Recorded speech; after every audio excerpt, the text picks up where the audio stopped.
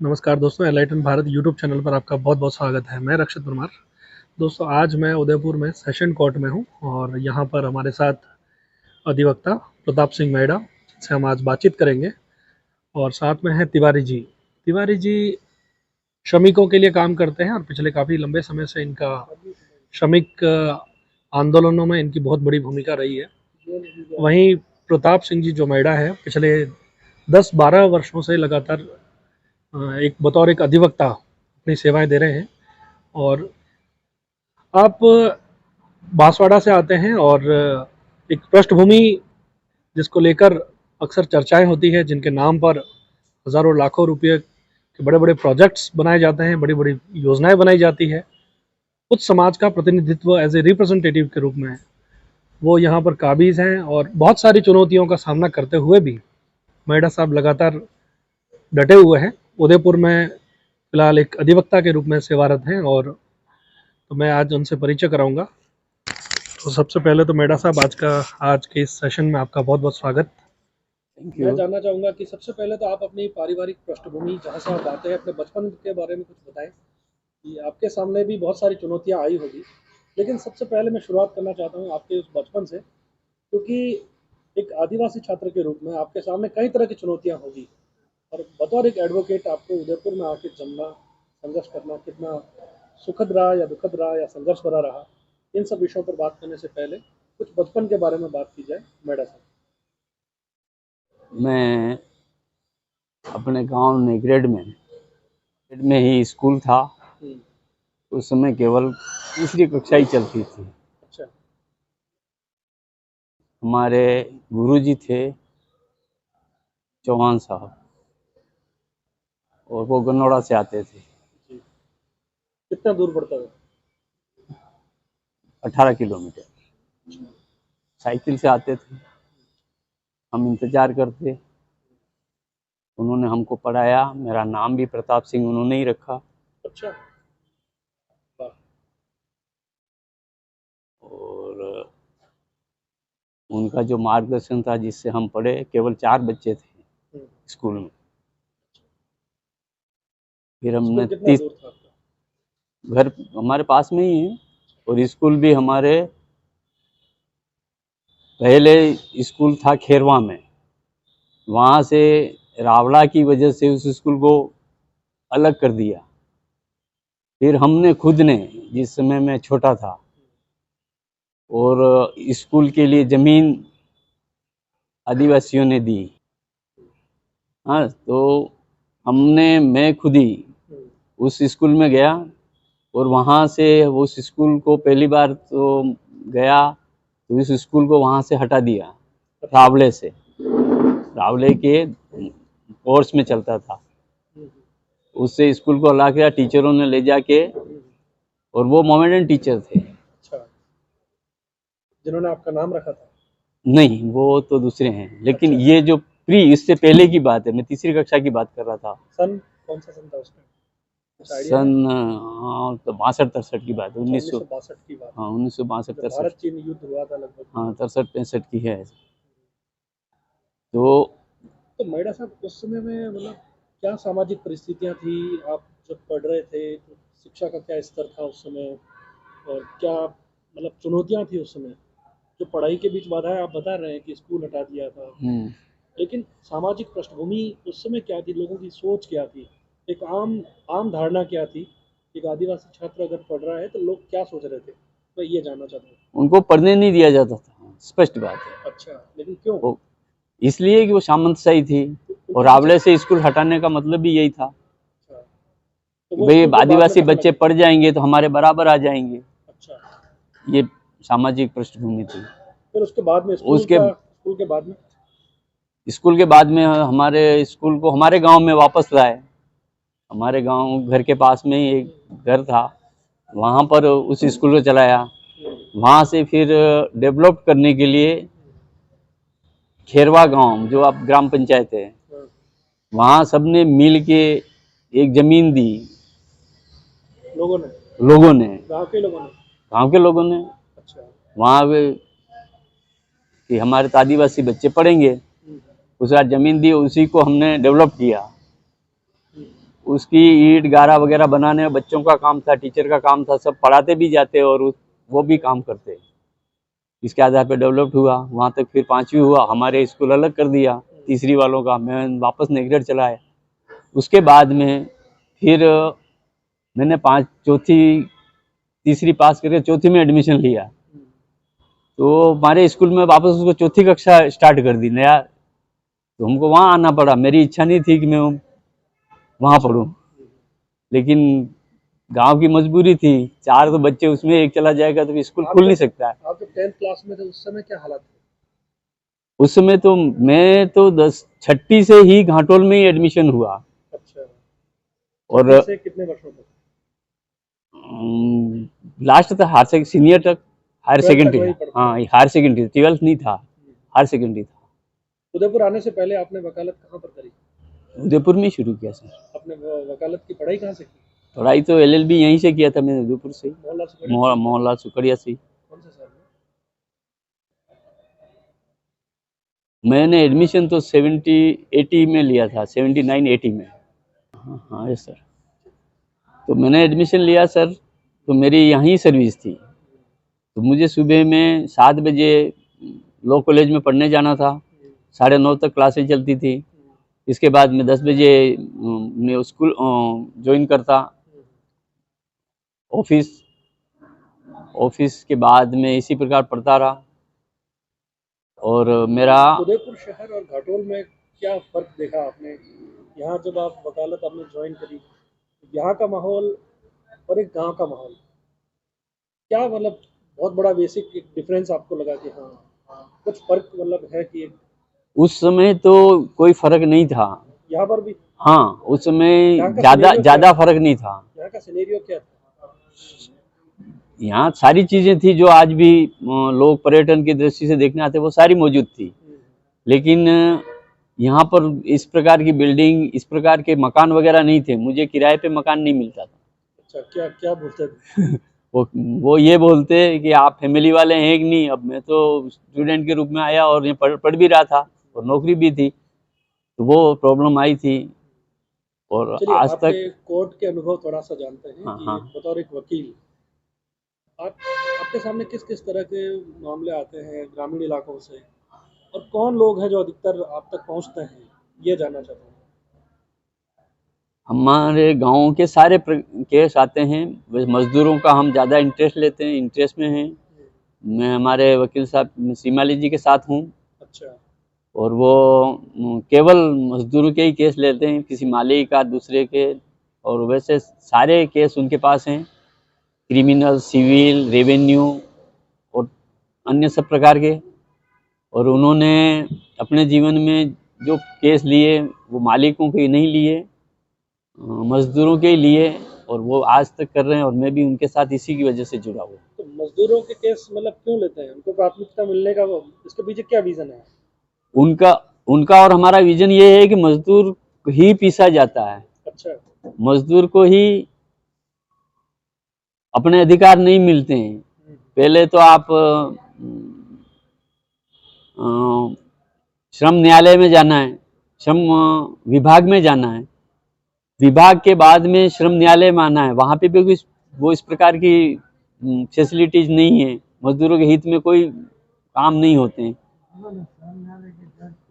न्याय से जो मामले मतलब देखो, कोई भी व्यक्ति जब कोर्ट में आता है तो एक बड़ी उम्मीद के साथ में आता है, लेकिन वो कहीं न कहीं जो न्याय है वो बड़ा लंबित हो रहा है। देख मतलब 3 लाख के आसपास सुप्रीम कोर्ट में मामले पेंडिंग में पड़े हैं आज के समय में। तो हमारी जितनी भी अधीनस्थ जो कोर्ट्स हैं उनकी क्या हालत है, मतलब ये परिस्थिति क्यों आ रही है, इसके पीछे क्या फैक्टर बहुत बड़ा जिम्मेदार मानता है? यहाँ पर पद, पोस्ट, प्रतिष्ठा तीनों चीजें लगी हुई हैं, और वो पैसे वालों की। और वो पद, पोस्ट, प्रतिष्ठा किन की आखिर? वो उनके हित में है। अच्छा। मालिक के हित में है। की बात कर रहे हैं? हाँ, समाज के हित, मतलब मजदूर वर्ग के हित में नहीं है। थोड़ा एक्सप्लेन करो। हाँ, मजदूर वर्ग को वो डिले करने की कोशिश करते हैं, और उनका प्रभाव चलता है, क्योंकि वो उन्हीं तबकों से आते हैं, जज वगैरह जो भी हैं वो उन्हीं तबकों से आते हैं। हमारा जो पिछड़ा तबका है, मजदूर वर्ग का तबका, उसमें से कोई वकील भी नहीं होते हैं, और जज तो कम संभावना है। जैसे अभी आप देखेंगे कि 70-75 साल हो गया है, राजस्थान हाई कोर्ट में आज पहली बार एक आदिवासी जज का अभी सिलेक्शन हुआ आज की तारीख में, तो उसका नाम वापस रिपीट कर दिया था। अच्छा,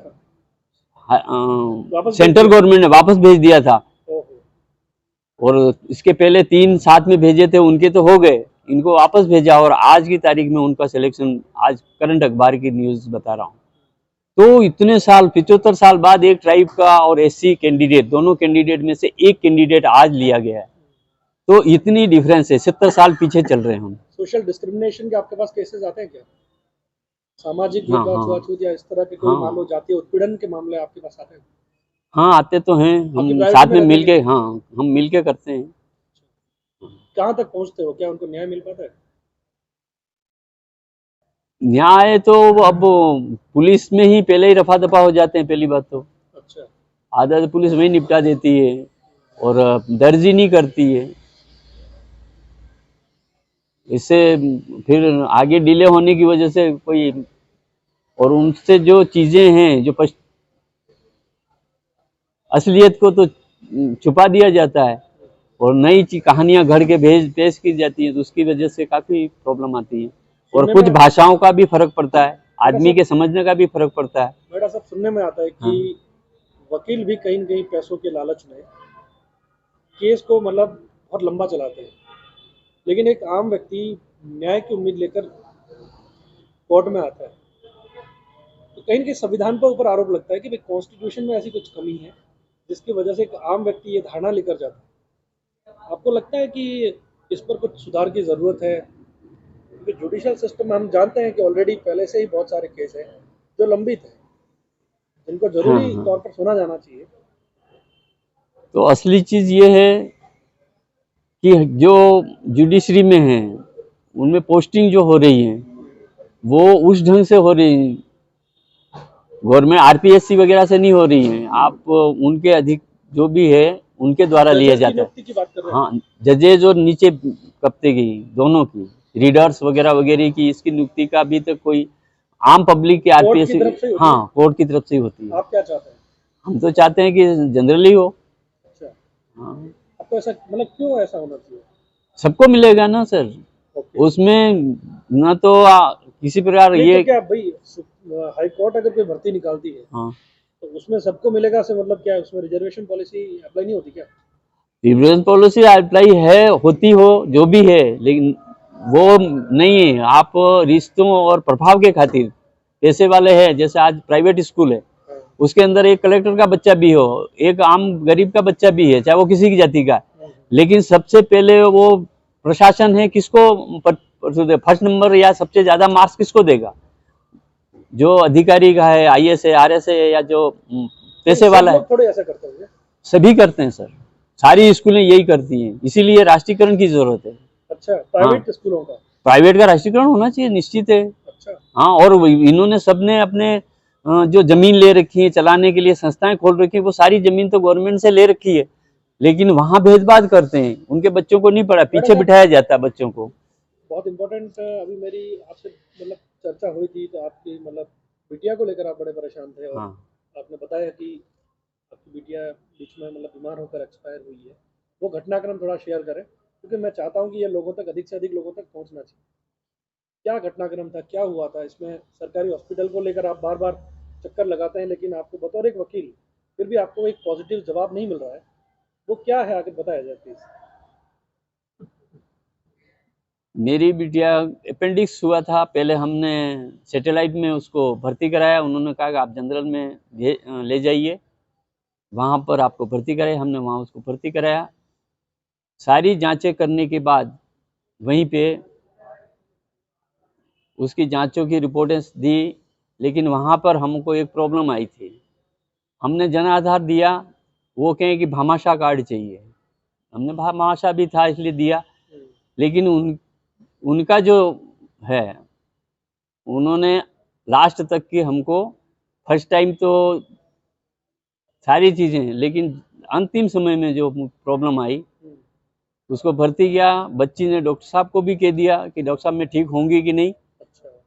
और इस आधार पे वो इजीली कोई बच्चा हॉस्पिटल डॉक्टर के नाम से डरता, हॉस्पिटल के नाम से डरता, लोगों बेधड़क वो गई थी और डॉक्टरों की लापरवाही ही रही। उन्होंने कहा होश आ जाए, तो पूरी रात मेरे साथ ये हुआ कि हमने जहाँ स्टाफ था, एक लेडी डॉक्टर थी 25-30 साल की होंगी, वो 3 बार मैं जगाने गया, 3 घंटे तक हर इंतजार करके, तो बार बार वो जाके सो गई और पता नहीं, मैंने जब उठा के लाया तो वो फ़ोन करती रही। उसके जो कीस्ट लगे हुए थे, ऑक्सीजन उसको हटाना था या जो कुछ करना था हम नहीं जानते थे। ऐसी स्थिति में उनको बोला तो वो फ़ोन करके किसको बुलाती, क्या करती, हमने सारे रिक्वेस्ट किया।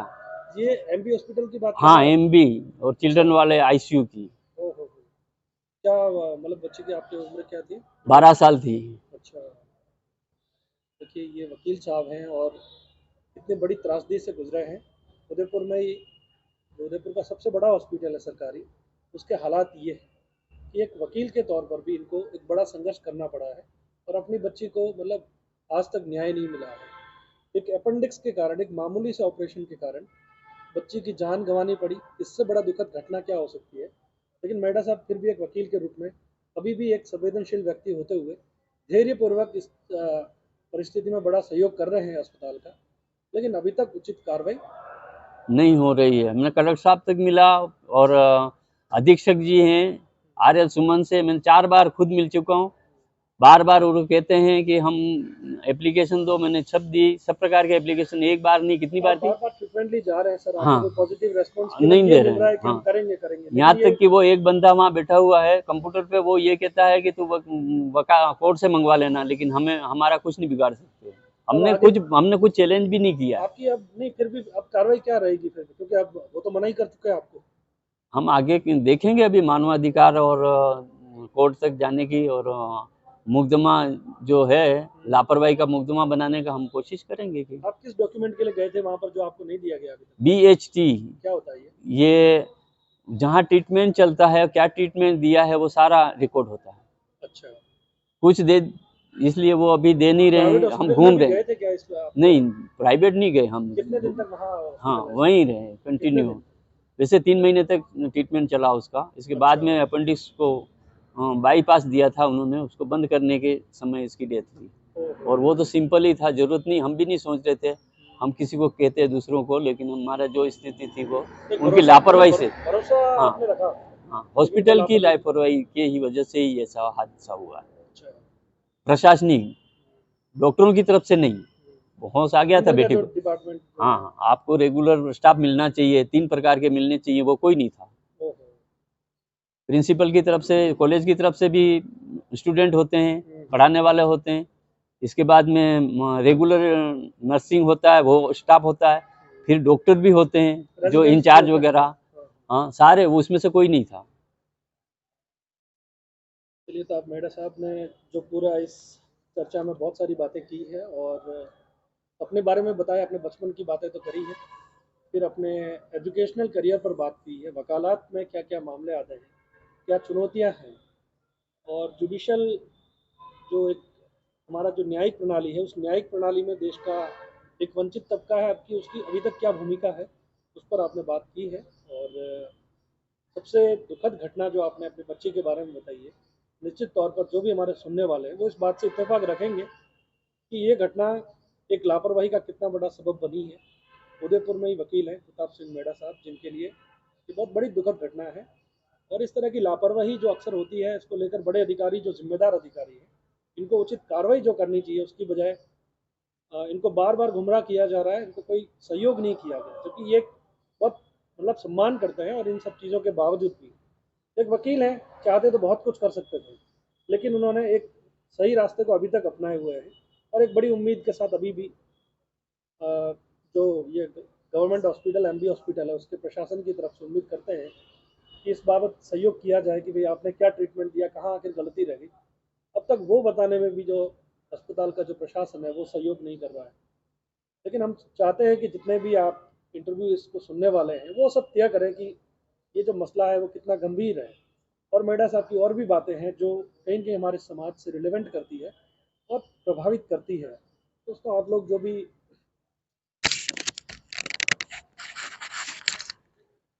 आप जो भी अपने फीडबैक देना चाहें, कमेंट करना चाहें, तो आप बिल्कुल बेखौफ होकर करें। प्रताप सिंह मेहड़ा अधिवक्ता है, उदयपुर कोर्ट में ही है, और हमारे साथ में थोड़ी सी बातचीत और करेंगे। उदयपुर में ही ये तिवारी जी है, बड़े 27 वर्षों का इनका अनुभव है, श्रमिकों के लिए लगातार काम कर रहे हैं। और अक्सर मैं जब भी यहाँ कोर्ट में आता हूँ तो तिवारी जी मुझे अक्सर मिलते हैं, चाहे संडे हो, चाहे सैटरडे हो, चाहे कोई और दिन हो। ये उनकी एक कोर्ट के प्रति लगाव है, और ये भी उम्मीद करते हैं कि हमारी न्याय प्रणाली कुछ ऐसी होनी चाहिए कि देश के जो मजदूर वर्ग है, जो किसान है, उन सबके हितों में न्याय प्रणाली को हमेशा मतलब उनकी तरफ पॉजिटिव होकर काम करना पड़ेगा। क्योंकि अभी की जो व्यवस्था है उसमें एक जो दबंग व्यक्ति है या जो प्रभावशाली व्यक्ति है उसकी तरफ न्याय का प्रवाह हो रहा है। ऐसे में एक आम आदमी न्याय की उम्मीद आखिर किससे करेगा? ऐसे बहुत ही महत्वपूर्ण प्रश्न है जो अभी भी जिसको लेकर तिवारी जी बहुत लंबा समय अपना दे चुके हैं। जी बताइए। हाँ, बोलिए। मैं एक कृष्ण कुमार तिवारी मेवाड़ बागर मजदूर यूनियन का सचिव हूँ और 26 साल से जो है सो संघर्ष कर रहा हूँ। मैं कंधारी रबड़ लिमिटेड में काम करते थे, उसमें 250 मजदूर कार्यरत थे, और वो हम लोगों का जो है सो पीएफ वेतन से काट करके पीएफ विभाग में नहीं जमा कराए। उसके विरुद्ध में हम लोगों ने कंपनी मालिक से काफ़ी प्रयास किया, तो उन्होंने बोला कि मेरा कंपनी बंद हो जाएगा लेकिन पीएफ का पैसा नहीं दूंगा। अच्छा, कितने मजदूर थे? 250 मजदूर थे। उदयपुर की बात कर रहे हैं? हाँ, उदयपुर की बात कर रहा हूँ। उसमें बिहार, यूपी, मध्य प्रदेश, गुजरात, कर्नाटक, बाहर के ही मजदूर थे। पीएफ और क्या कटता था उसमें शुरू से? बिहार वेतन से? शुरू से ही कटता था। 8 बरस तक ले जो है सो पीएफ कटा। और उसमें कांग्रेस का यूनियन था, सतीश व्यास जी का। चंदा देते थे और रसीद मांगते थे तो वो बोला हाँ मिल जाएगा मिल जाएगा। काफ़ी दिनों के बाद में मैंने वो कांग्रेस यूनियन को हटा करके, इंटर को हटा करके मेवाड़ बागर मजदूर यूनियन का स्थापना किया। कौन से साल में? 1997 में। अच्छा। 12 दिसंबर 1997 को ही स्थापना किया। फिर सेठ जो है सो फैक्ट्री में तालाबंदी कर दिया। तालाबंदी करके बोलता है कि हम लोग, प्रशासन ने पूछा क्यों बंद किया। हम लोगों ने कहा कि साहब हम लोगों को जो तनख्वाह मिलता है उसमें कम करो। लेने के लिए तैयार है, लेकिन हम लोगों का 8 साल का जो पीएफ कटा हुआ है उस वाला पीएफ तो हमारे पीएफ ऑफिस में जमा कराओ। सरकार में जमा हाँ, सरकार में तो जमा कराओ, क्योंकि बुढ़ापा में हम लोगों को वही काम आएगा। कंपनी ने नहीं दिया वो कंपनी ने। फिर आपने क्या कार्रवाई करी? हाँ, तो फिर जो है सो पीएफ कमिश्नर के यहाँ जा करके कहे, पीएफ कमिश्नर साहब ने एक कानून बताया, धारा 420 406 का वो कागज दिया पीएफ विभाग का, वो ले आया। ये प्रभुलाल सिरमाली जी वकील साहब इनको दिखाया, इन्होंने एक एप्लीकेशन बनाया। एप्लीकेशन बना करके सीधा मुख्य मजिस्ट्रेट है तो दिया। मजिस्ट्रेट साहब ने सीधा उस पर ऑर्डर किया। ममता थाना में गया। थाना में जाने के बाद में 15 दिन में जो है सो सेठ को बोला कि आपका अरेस्टिंग है। चलो, हाँ, समझिए कि 1 महीना के अंदर में वो सारा पीएफ का पैसा पीएफ विभाग में जमा कराया। हम लोगों को कागज दिया। अच्छा। पीएफ विभाग का सारा जो कागजात होती है वो सारी कागजात दिया। ठीक है। हाँ, आप इसके अलावा क्या काम हाँ, करते हैं? उसके अलावा देखिए, हम बहुत दुखद बात ये कह रहा हूँ, श्रमिकों के हाथ से विकास होता है, निर्माण होता है। सुई से जहाज तक मजदूर ही बनाता है।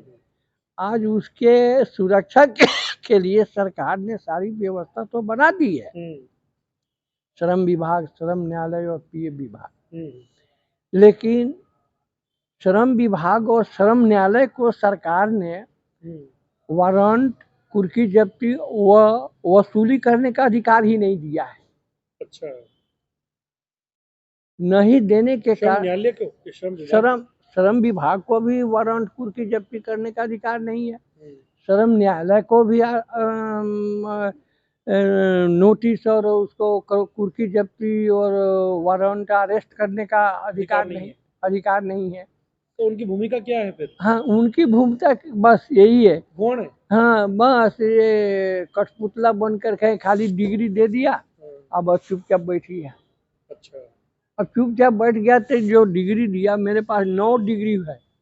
आपके पास? हमारे पास किन 9 डिग्री हुआ कंधारी रबड़ सेठ के विरुद्ध में, ओहो, जिसमें जज साहब ने 12%, 9%, 8% ब्याज दे करके डिग्री दिया है। इतना दिन का पैसा ब्याज सहित देना पड़ेगा, अच्छा। लेकिन आज दिन तक वसूली नहीं हुआ। अभी देखिए, राज्य स्तरीय जन सुनवाई में मैंने दरखास्त दिया, वो अपना वो भट्ट साहब हैं संभागीय आयुक्त साहब, उनको एक दरखास्त दिया, उन्होंने कलेक्टर साहब को दिया। अभी वो कागज जो है सो जन सुनवाई में देने के बाद में कलेक्टर साहब ने एसडीओ साहब को डिप्यूट किया है कि आप इसको देखिए। अच्छा। अभी चल ही रहा है, अब हो रहा है, तब हो रहा है, अब हो रहा है, तब हो रहा है। तो हमारा ये कहना है कि ये सरकार श्रम विभाग और श्रम न्यायालय को वारंट, कुर्की जब्ती और जेल भेजने का कानून क्यों नहीं किया, जबकि पारिवारिक न्यायालय में 1 महीना जो जज साहब ने ऑर्डर कर दिया, उतना पैसा नहीं दिया तो दूसरे महीने में जज साहब उनको अरेस्ट करके जेल में बंद करा देते हैं,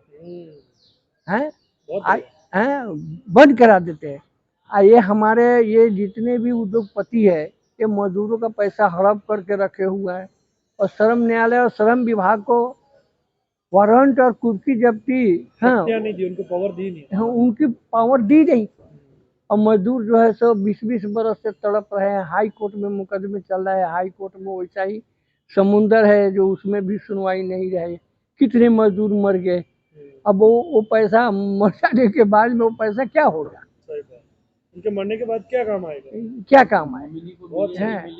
यही इसीलिए हमारा विचार है कि कम से कम सरकार इस पर ध्यान दे, व्यवस्था ध्यान दे, परिवर्तन लावे, ताकि मजदूर मजबूत हो और अच्छा से अच्छा दिमाग लगा करके देश के विकास में काम करे। अमेरिका, रूस, विदेश से हमको नया नया टेक्नोलॉजी नहीं खरीदना पड़े। अपने मजदूरों के पास में इतना दिमाग है जो रूस और अमेरिका को डिफीट कर सकता है, लेकिन हमारे अब उसको मजदूर के पेट में अन्न ही नहीं रहेगा, पैसा ही नहीं, रहने के लिए घर नहीं, कैसे उसका परिवार और उसका परिवार जो है सो डेवलप करेगा। आप जो भी अपने फीडबैक देना चाहें, कमेंट करना चाहें, तो आप बिल्कुल बेखौफ होकर करें।